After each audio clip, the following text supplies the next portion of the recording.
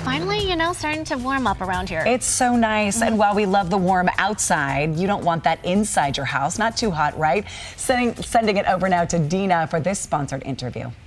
That Utah weather is finally warming up, and we are back with Any Hour Electric Plumbing, Heating, and Air to talk air conditioning. Could it be? Is it almost time? Almost. This is the time of year where we hope that it's going to be air conditioner season full time, or that it's going to be warm enough, but honestly, we're probably still turning the furnace on at night, air conditioner during the day maybe. But if you haven't gone and gotten your air conditioner ready for summer, that's what I really want to talk about, because there are some things that you can do to give your air conditioner a fighting chance to make it all the way through the summer. Okay, Mike, this can be a little intimidating for people. What do we need to know to just jumpstart it, to kick it on? Yep. So the good thing is your system is designed in a way that you should just be able to go to the thermostat, kick it over to cool, and it should just come on and start working. So I'm going to give you some easy steps to do. The first thing, before you go to turn the air conditioner on, I'm going to recommend that you actually go to the outside unit and make sure that it's not covered. We do have more and more people every year that are placing a cover all over this big outside unit because they want to protect it from the elements. They want to keep it as clean and operating as good as possible. And should they do that for a while?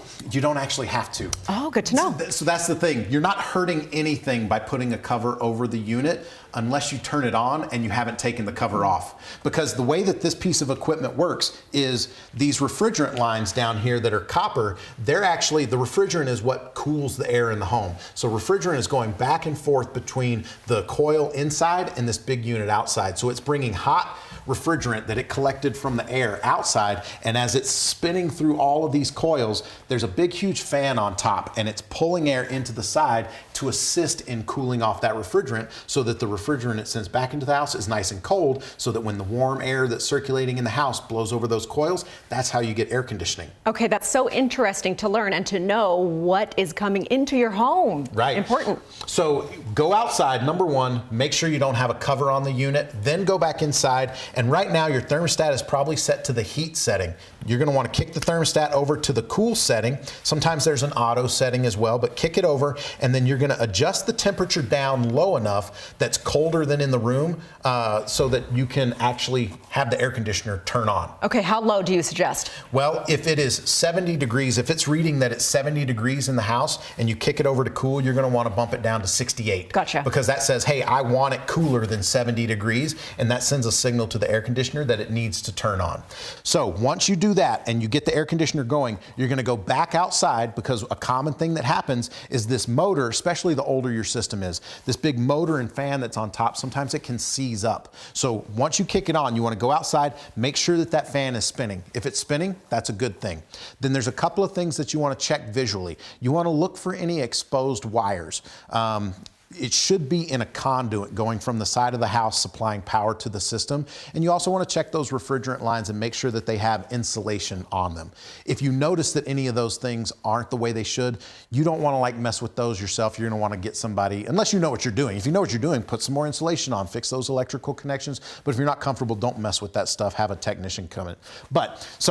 And most people, this is going to work for them because the system should just kick on. So you're going to make sure that the cover's off, turn the thermostat on, go back out. If the fan is spinning, now go back inside. What you're going to do is you're going to go to some of the supply registers and you're going to actually feel the air coming out. It should be cold. So if the fan is spinning, but you have warm air coming out, that's not working right, and so you'll know that there's an issue. But if you've got cool air coming out of the vent, the next thing you want to do is go around the house, make sure all the vents are open, and then go down to wherever your filter is and make sure it's clean. We've got a clean filter here and a dirty filter. Huge difference. If it looks like that, it's time to change. Absolutely. And if you're not sure, maybe it's a light color, because here's a dirty filter as well that's not quite as dark. It's a little bit lighter. This one probably still has a little bit of life. You could go until you need to replace it. But the way that you tell if you need to replace it is you take the filter out and you hold it up to the light. If you're not seeing light through it, it's time to change the filter. Good tip. So the next thing you're going to do, you might not realize this, but a lot of thermostats have batteries. Now, this one doesn't have them on the back. This one has a door on the front, and they're just AA batteries. Just like any other electronics, sometimes these go dead. Yes. So If you haven't changed them ever, go ahead and just pop a fresh set of batteries in there. I had a situation one summer where like the batteries had died and it wasn't communicating. If you do those things, your air conditioner should kick on. Manufacturers do say that in addition to the stuff that you do, you should have your system checked out at least once a year by a properly trained technician. Any HVAC company should be able to come out and do that. So if you have a relationship with an HVAC company, give them a call. They would love the work. If you don't know someone, Any Hour Services would be happy to come and help you with Well, that. now we know you, so if we need help, we're going to give you a call. But you made this so easy. We feel confident now. We could do this. Go through those steps and hopefully have a nice, cool, relaxing summer. Mike, where do we go to learn more? AnyHourServices.com or look us up online. Hey, thanks so much. You're welcome.